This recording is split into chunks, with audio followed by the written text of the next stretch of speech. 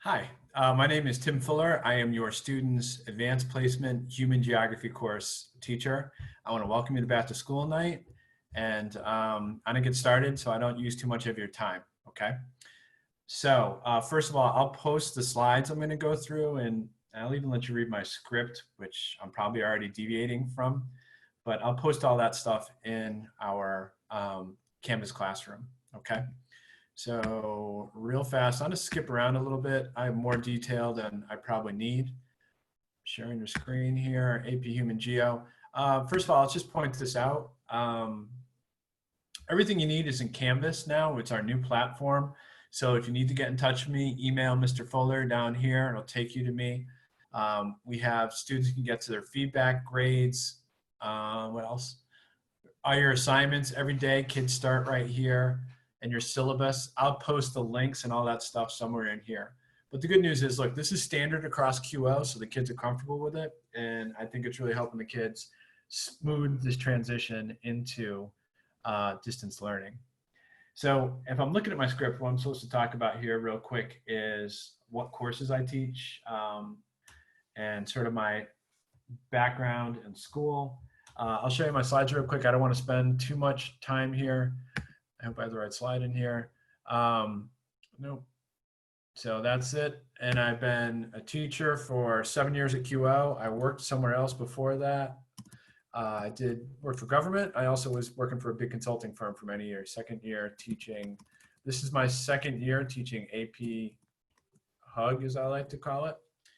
And I want to talk a little bit more about that later on. What's important to know about me really quick is this. I have two kids, and they're both MCPS students. My daughter's a WJ. She's a cheerleader. She's really desperately waiting for fall sports to resume. My other daughter's going to go to WJ. She's in 8th grade. She's a big soccer player. Rest of my family, it's my pandemic pup here. This is the slide I really wanted. I like to read. Obviously, I'm a history teacher, mostly history and historical fiction. This summer was a great opportunity for me. I had a chance to reconnect and go back and read some older writings and some newer material about the situation, race relations in America. And it really had a profound effect on me. And it really made me think about how I live my life and how I teach. And it also realized it gave me an opportunity that I can be part of the solution and help broaden people's perspective. And that's really what this class is about. So I'm going to switch back again. Ask your kids about this because I switch around a lot. I talk fast and I move around a lot. You're probably wondering, or you may already know, what the heck is AP Human Geo? Well, here's a long, texty kind of explanation from a college board, but here's in the bottom is what it really means to me. Students are going to learn to analyze geographic and human data to understand how the shape of the earth influences human culture and society, and how humans alter the earth and how it impacts us and its impacts upon us. So really this class is about people and our earth, how our society has been formed due to geography, how we have different languages, how we have different cultures and religions, and all these things come together, and how geography helped influence them, their spread, and how they're formed and their different beliefs. So your students can have an opportunity to learn a lot about the world and analyze different data and validate different models and assumptions and hopefully challenge a lot of these assumptions. So it really is a fun course. It covers a lot of ground. Switching back again without hanging up. Okay, there we go. I didn't cancel the video. That's good. I'm learning. You can't teach an old dog new tricks, I guess. So this class is the equivalent of a college course. That being said, it's 3 college credits if you earn a passing grade. So here's the thing. If this is 3 credits in college, that's 1 semester. We have almost 2 semesters, like at least a semester and a half to go through this material. I know we're living in a different time. We're in this whole new, brave new world of distance learning. But look, everybody in the country is in that same boat. And we're adapting. You know, we're all getting better at managing this distance learning. The kids are figuring it out. And I'm confident that even though we're covering a lot of material, that we're still going to be able to get on track and make sure we stay on course. So this basically the same thing that in my plan from last year, College Board said this many days per unit, there's 7 units. And I actually spent more time mostly. So I really got to dig into the content. And that's real important because, next slide. For many of your students, this could be their first AP class. And it may be a little daunting. I have a lot of sophomores this year, which is fantastic. This is a great place to start if it's your first AP or if it's your last AP. It's such a great course all around. But the key thing I want you to know is that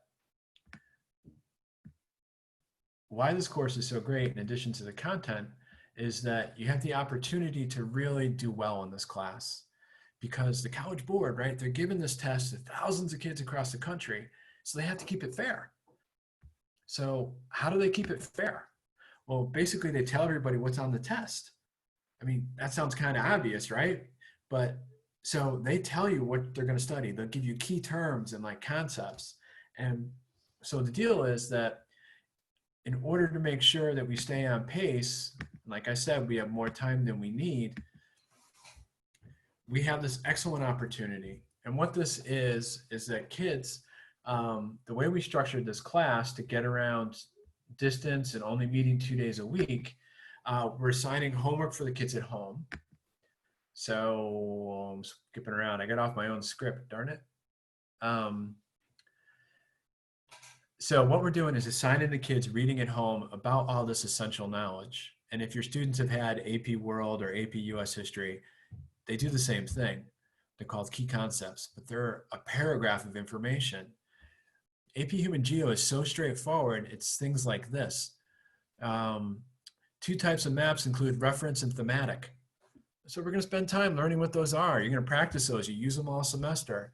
Maps are selective information. Map projections invariably distort spatial relationships in the shape, earth, distance, and direction. Maps lie, right? That's a key concept. So we'll do things about all these things are very straightforward.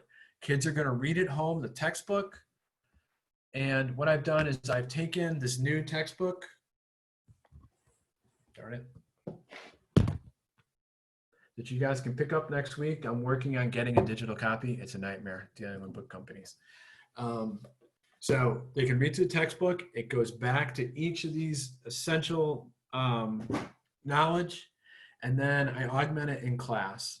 So the kids can do some reading at home on their own and then reinforce the concepts in class.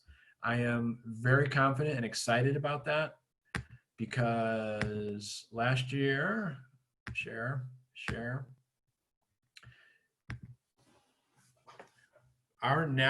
we had a 64% pass rate. When the national, our score was 3.09 and the national average is 2.75. So we were a full quarter point above the national average. The national pass rate was a little lower than 50%, question mark. So whatever we're doing, I think we're headed in the right direction. We're lucky we got a lot of great kids at this school. Sorry. We're lucky we have a lot of great kids at this school. They work well, they work hard, they're interesting, they're funny, they play nicely together. And that's really the skill I want to see happen in this class, in addition to learning about maps and how to analyze data and think about things from a different perspective. I want them to work together. And that can be challenging sometimes in distance learning. Like I said, I'm at home and I have 2 kids upstairs struggling with distance learning and MCPS. So it's making me a better person. Maybe, I don't know. All right, so the test is next May. It's really straightforward. I think it's an excellent opportunity for kids to score well and pass and hopefully earn some college credit. I think that's all I'll say about that. The test is about $100. The school can offer some assistance for paying for the test. We encourage everybody that signs up for the class to take the test. Sorry, switching gears. This is how learning is at school these days too. It's kind of fast paced and it's all around. I'm really trying to slow down and give the kids lots of extra help when I can. I did skip, I went off skip script. I didn't look at it. Where I'm supposed to be is telling you what we're going to cover. I already did. We're going to go through those 7 units. We're going to do these reading guides. Kids are already giving me feedback on how to make them better. I'll give them some answers to help them fill in the gaps. After they turn in their guide, they can look at my answers and see what's missing. We're going to reinforce key stuff in class. The thing that's the greatest about this course and the worst is there's so much to do. Like, you can have so much fun. But with distance learning, we're going to snip off bits and pieces here. Last year, for instance, like, I spent way too much time on map projection. I spent 2 days on it. And it's interesting, like, which type of map projection, like that one back there I'm pointing to. Yeah, that's a crappy projection. That's a lie. Kids will talk to you. Kids might explain it to you. That's a lie, right? But because I thought it was so interesting, we spent 2 days on it. We don't need to spend 2 days on that. You don't. It's fun, but we don't. So that's where we can trim our curriculum and really stay on task and help the kids develop the analytical skills they need. Sorry, I'm trying to be quick. Those assignments will be graded in the 10% category, like notes, practice. And then this year we have this 90% bucket, which I like. It's all tasks. That's kind of formative and summative stuff blended together. How I see this working is this. The kids are going to do their notes at home. We're going to reinforce the concept in class. Concepts in class might fall in the homework bucket, or what I'll do is, here's a writing. You need to write an FRQ, or you need to complete this analysis, like doing a case study, and I will grade that and score it as a formative in that 90% bucket. I'm totally cool with kids like taking their notes. They're online. What am I going to do anyway? They can probably Google it on another phone. So what I want them to do is be able to use their notes till they develop good notes. Hopefully it gives them the motivation to stay on task. And then I really want to focus on the thinking skills. So those formative is going to assess the skills they want you to learn and how to write an FRQ. There's a whole list of things we need to do to write to what the College Board wants to see. So that's what we'll practice in that 90% bucket. Asynchronous work. Okay. I'm working on that one. I'm getting better at that. If your kids are like mine, they have math, they have science, they have all these other courses. This is an AP course, but I'm trying to be smart about my asynchronous work. I don't want to make it to be busy work. I want it to be focused, and I want it to have a purpose. So occasionally, maybe once a week, I'll give them a short asynchronous assignment. Once we get in the flow, I can get a better sense of how much I think they can handle. And I'll give them, it'll be like, here, watch this video and then answer these questions. Watch this video and complete a Venn diagram and explain the similarities and differences, like doing a thinking and writing skill. So that's the kind of stuff we'll do asynchronously. I can't say the word, when they're not in school, when they're not on Zoom. Okay.